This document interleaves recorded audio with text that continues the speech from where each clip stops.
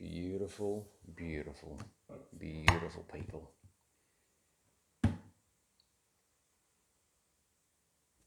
Just a look of appreciation at you. Hey, whew, doing a bit of house sitting at the moment for a really good mate's mum. She likes to travel a bit, so I was asked to do some house sitting. I thought, cool, that might work out all right for the journey of being the green nomad.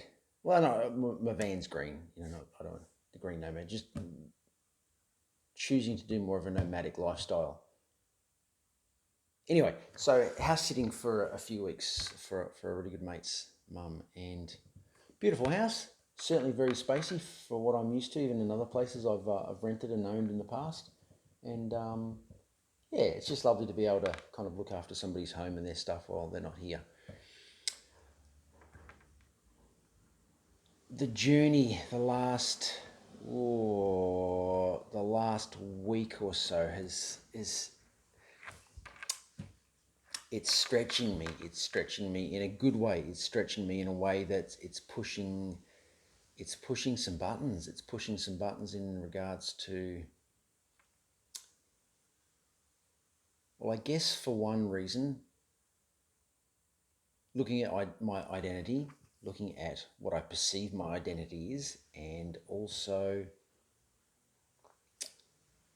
this concept that I think for most of us we get taught that our identity it's fixed, it's permanent, it doesn't change, and none of that's true. None of that is true. I guess it's that thing of two. The the the the old, I'm just going to say the old story of the be, do, and have. Now, I do believe that we we get taught this probably from our parents, from most of us from our parents, and I think they've only been given part of the story to the be, do, have stuff. And as I've shared with my kids too, from a thing of going, okay, well, I want to take this a step further. And in my learnings, my spiritual learnings, in my personal development learnings, I guess in business learnings, and and everything that goes with that, the concept of the be, do, have, and like I've shared with my kids, I think from what we get taught, we get taught that you can be anyone you want to be. Now, I believe that's not true. What I feel the concept is, and that we've been taught a mistruth with that is, every version of you that exists already exists in the quantum field, in existence, in the potentiality. That homeless person of you that has no money, that's destitute, that has no shoes, that version already exists. Not necessarily in the physical sense, however, the possibility and the potentiality of that version of you is already existent in energy within the universe. The multi-billionaire, trillionaire version of you that has a phenomenal amount of philanthropy work that they do, that has a magnificent legacy that they've created, that makes a difference to the planet globally, and to people, and to animals, and to Mother Nature, and all that sort of stuff. That version of you energetically already exists. And every version in and around that, the monk version of you that lives in a snow-covered cave chanting and who's a breatharian already exists. So the concept of us being any version of us is absolutely, I believe, 100% exactly the spiritual teachers throughout the eons that have been teaching this stuff had it right. The version of us that we want to be, that we choose to be in that moment.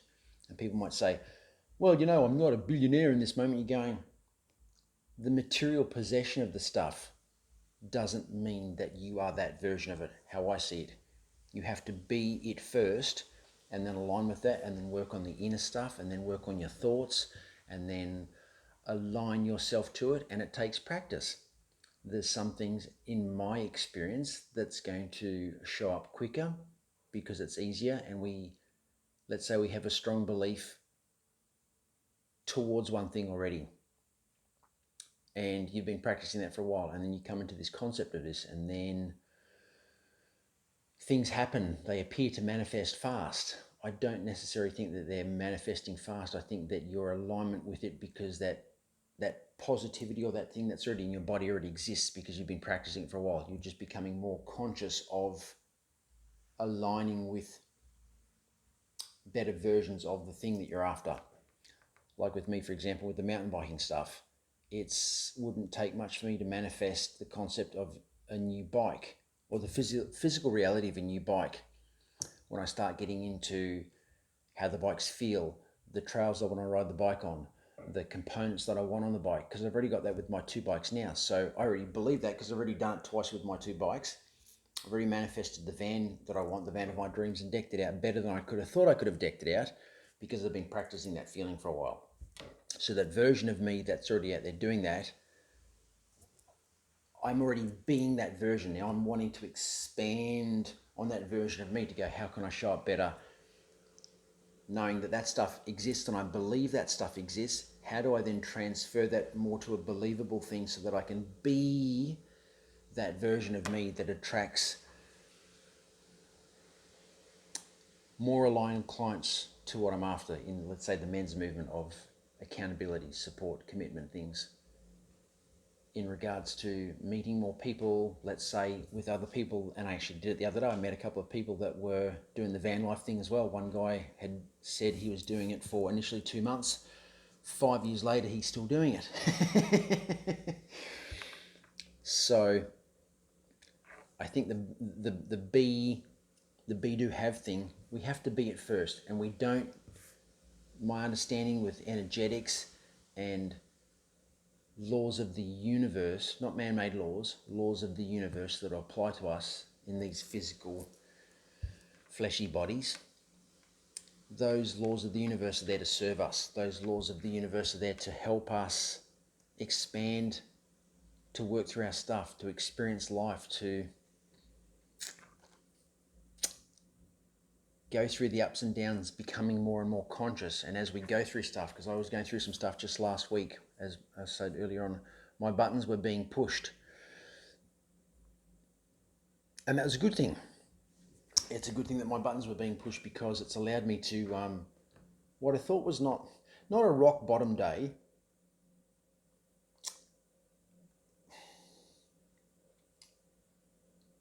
Coming back to the thing, I don't believe there's such thing as a good day or a bad day. There's no such thing as that. There's just not. How we choose to show up in these bodies, conscious or unconscious, or expanding into that, is what allows us to have that concept of a good day or a bad day, which it's non-existent. And I don't care whether you agree with me or not. It's not a debate, and I don't care whether you agree with me. I'm saying this, if I'm challenging your beliefs, beautiful, great. Go and then prove or disprove it to yourself, not to me. When I say I could care less what you think, I don't mean that from a place of like I have no heart for you. I just don't care what you think. Nor should you care what I think. It's about you. You need to care about what you think. You need to care about what you think about you, what you think about your perceptions around things in life. We're being taught to waste all this energy on stuff about what do they think? Who gives a fuck? Don't worry about it. Just focus on you and your stuff. And I also realized the other day with me saying that now, with what I was doing the other day, I was seeing some stuff play out again, like I've seen in the last 12 months, and I've been following this stuff about a decade. And I was getting myself caught up in that I need to save people. And I'm going, it's not my job, it's not my responsibility, it's not what I'm here for. As I lean more and more into my stuff of, at the moment, wanting and desiring to go down that path of helping men become more in tune to themselves, because there's lots of amazing guys out there doing some phenomenal men's work, and I applaud them and I love it. And we need more guys like that teaching other guys how to be. And that's something that I want to do. I want to really help guys step into themselves, and rediscover them, for them, not for their partner, not for their kids, not for their business or their team members, for them.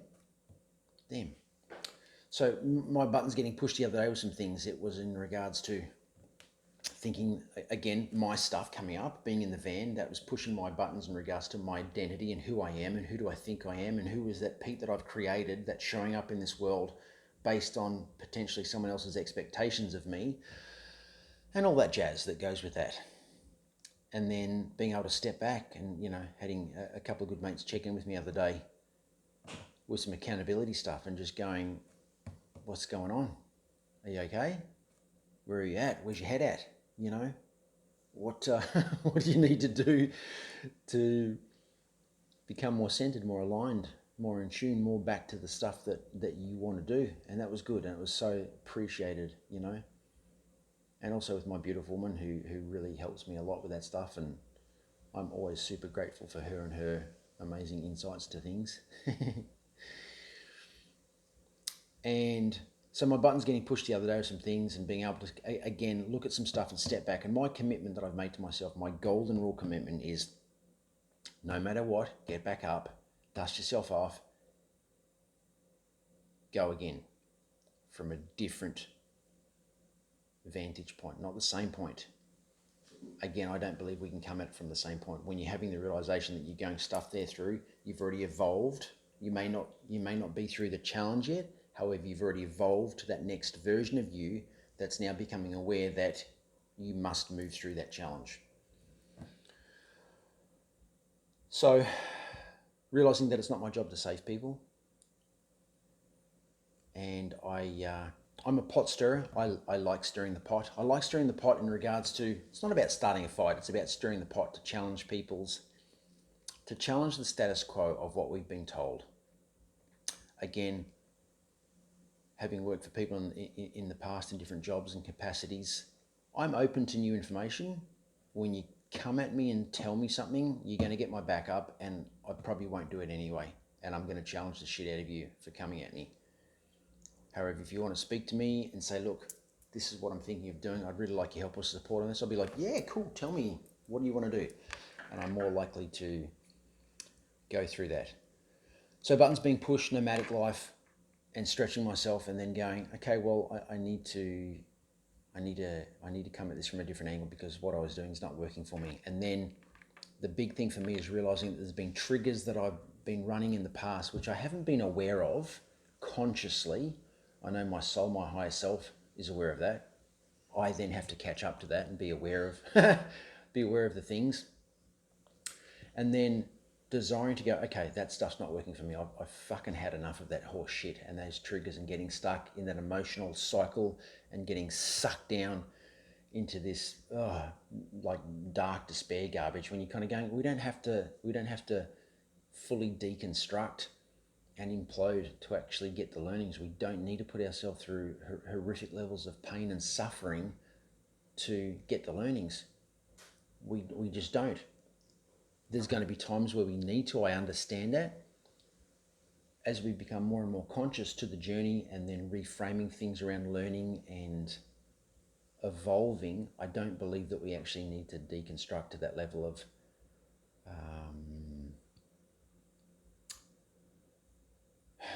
self-beratement at that level where it's actually harmful mentally and emotionally and physically to our body, because our cells start to suffer energetically because we're persecuting ourselves, and that's not healthy.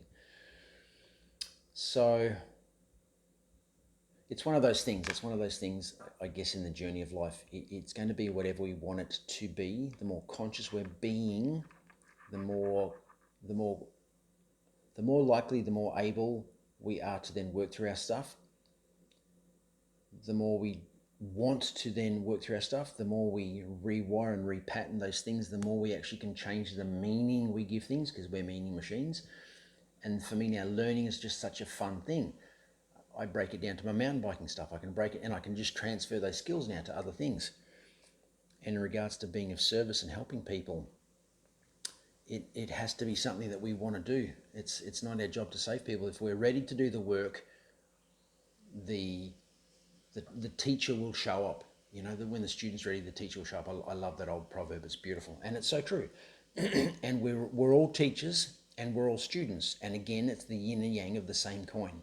We're one and the same. Everyone's got stuff to teach, and everyone can always learn. And that, to me, that's a golden rule that doesn't change. If you're coming from that place going, yeah, I know, that's your problem straight away, because you don't know. Your head's up your ass. And I think we all have moments where we like that, and then being able to go, you know what, I need to step back now and go, okay, I think these people have some beautiful wisdom that I really feel I need to hear. So, beautiful people, remember on this journey, you just have to be great at being you.